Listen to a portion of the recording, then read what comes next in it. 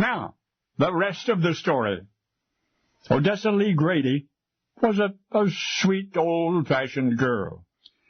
She loved to stay home, loved to cook, attended Baptist church every Sunday, never drank, never smoked, never meddled in anybody else's business. Her creative urge was satisfied by making her own clothing and draperies for her home.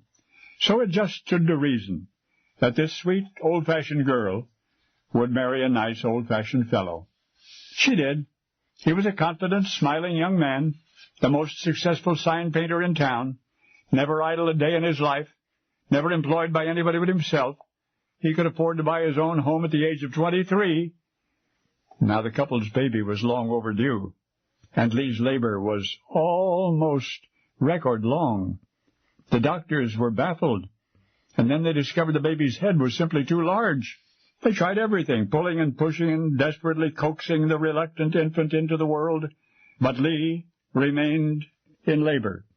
And finally the baby's head was showing just enough so that the doctors could help him out the rest of the way with forceps. And at 6:35 p.m. on the 17th day of January, at Louisville's General Hospital, the little boy was born. The forceps scars on his cheek would always be there, a barely perceptible badge of triumph. And the proud parents hoped that everything would now return to wonderful, blissful, dependable normal. But not yet.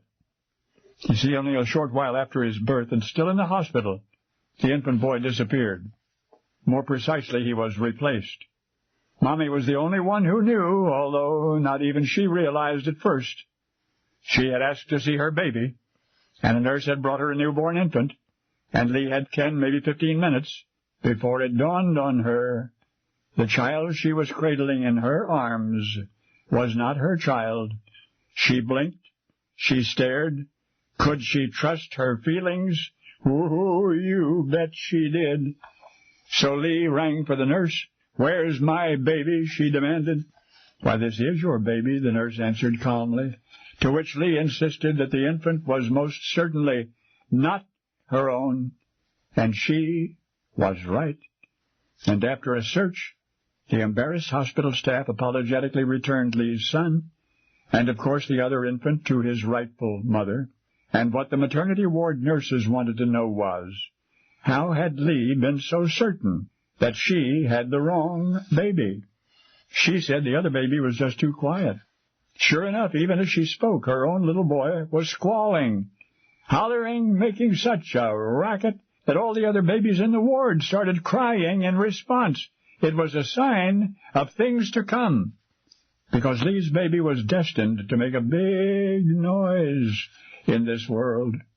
Even as an infant, he tried with all of his might to talk. Once he learned how, he talked quite a bit.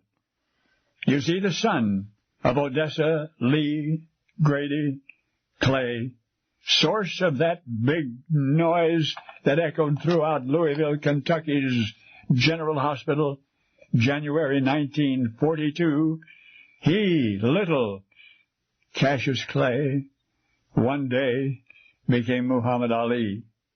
Now you know the rest of the story.